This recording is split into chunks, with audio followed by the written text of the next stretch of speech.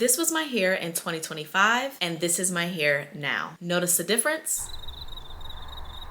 Me neither. In this video, I'll be sharing the 5 mistakes I made that were stalling my curly hair journey and the steps I'm taking to grow my natural hair. But before we get started, don't forget to like, comment, and subscribe on this video. I'm almost at 300 subscribers and I'm so excited. Thank you all for joining this community and let's jump in. So mistake number 1 was constantly finger coiling my hair. Now, I actually learned this technique from a friend. If you don't know, finger coiling is just going through each of your hair strands with your fingers. The purpose of finger coiling is to get that definition that you otherwise wouldn't have. Now, in order for you to understand my mistakes, you have to know where my curly hair kind of started in that journey. In about 2024, I talk about how I got a curly cut for the first time. And this was really just to revitalize my curls, get out all that dead hair and all that color that really damaged my hair. And I'm not gonna lie, I really loved the curly cut when I first got it. I thought it really gave like an interesting shape, but my hair was super short. Being that my hair was so short, I decided to finger coil my hair just because I felt like it would really help define my curls. Now,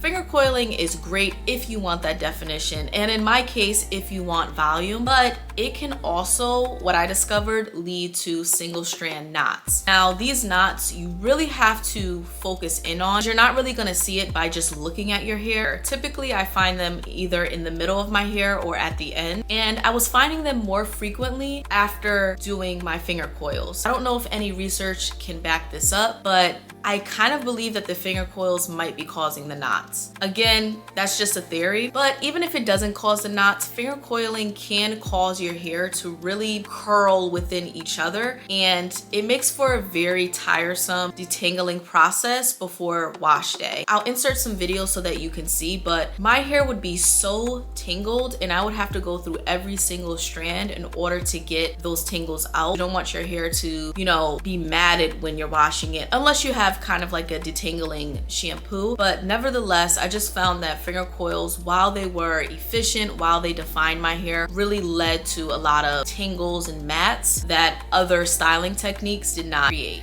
Mistake number 2 was not properly moisturizing my hair. Now, it only was until a couple of weeks ago that I realized that I'm supposed to be moisturizing my hair throughout the week. Being that I have curly hair, it's very important that I moisturize so that my hair does not break off. Also, it just helps create a better shine to my hair. My hair looks just better and stronger. When I do not moisturize my hair can look very dry and feel very brittle. And moisturizing can be kind of simple. You don't have to kind of re-wet your whole hair or wash your hair again. You just can use like a revitalizing spray. There's so many on the market. Or you can take a little foam, which has sometimes conditioning elements, and use that in your hair as well. On the flip side of that, you don't want to manipulate your hair too much. I do believe that just leaving your hair alone can help with growth, but you don't want to leave your hair alone too much. So I'll leave it at that. So mistake number 3 was not reading the instructions on the labels. Now, I would say this is probably one of the biggest mistakes I've made, and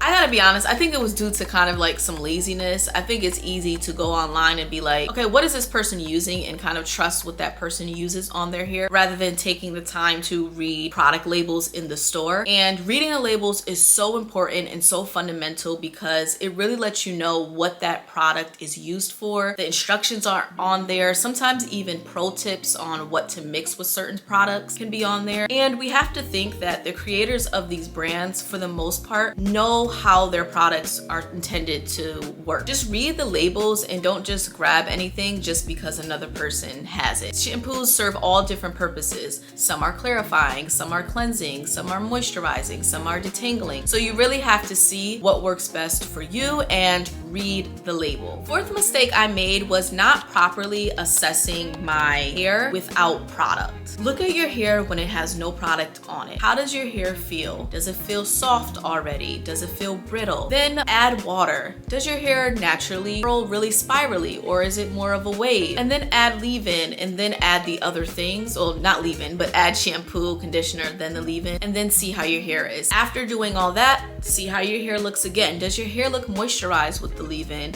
Does the leave-in create a curl pattern for your hair? Do all of that before adding those styling products because you want to see the natural state of your hair. You have to know where your hair is at in order for you to know what your hair needs. Definitely want to look at your hair, assess it. That's how I discovered that I really don't have a lot of like split ends, which I thought I did. I have more single strand knots. Now it's my job to do the research and see like what is causing those single strand knots, and maybe even go to a professional stylist so they can maybe give me some recommendations. Maybe look at a section of hair and really observe what you see. I've learned a lot from my hair just by taking the time to look at it. Fifth mistake that I initially made when starting my curly hair journey over was not really properly washing my hair, washing my scalp, and just scalp care in general. I feel like I have a very dry scalp. It can get very dirty very quickly. Like heavy products can really cause buildup and irritation, and I feel like when I first started my curly hair journey, I didn't really pay too much attention to my scalp, and that's something that I'm definitely gonna do moving forward. Reading those instructions, but finding a shampoo that really works for me. I finally found one that works for me, which I'm gonna put on the screen. I believe it's like the Design Essentials Moisturizing Shampoo. Again, it's going back to doing your research, right? Because you also need to cleanse your scalp. It's not enough to add the moisture. You have to kind of get that dirt out as well. I also found another detoxifying kind of product from Pattern Beauty, which I put on my scalp, and that really helps to get all of that dirt out before I go in for my wash day. If you're adding oils and you want your hair to grow, you really have to penetrate your scalp. You have to give your scalp enough air to breathe, and you don't want all that oil and all of that to also travel down the rest of your hair. I find that when my hair is very dirty and my scalp is dirty, I also get a lot of headaches. I don't know if there's research to back that up, but that was a mistake I made, just not having a consistent wash day routine and just building product upon product did not do great for my hair. So I'm definitely gonna focus on scalp health moving forward, and once you focus on scalp health, that also helps the rest of your hair. So let me know what you think of these tips, if you would add anything, if you think there's anything I missed. I'm definitely super excited about this curly hair growth journey. I definitely think after the cut, my hair grew a lot, but now it's kind of at a plateau and it's not growing as much as I would like it to. You know, when you know better, you do better. So I'm definitely going to take this step to do way better with my hair and to track my curly growth journey. Stay tuned for my next series where I'm doing 5 weeks of Black-owned brands, seeing how they do in my hair and how they hold up throughout the week. As always, thank you for connecting with me, and don't forget to subscribe,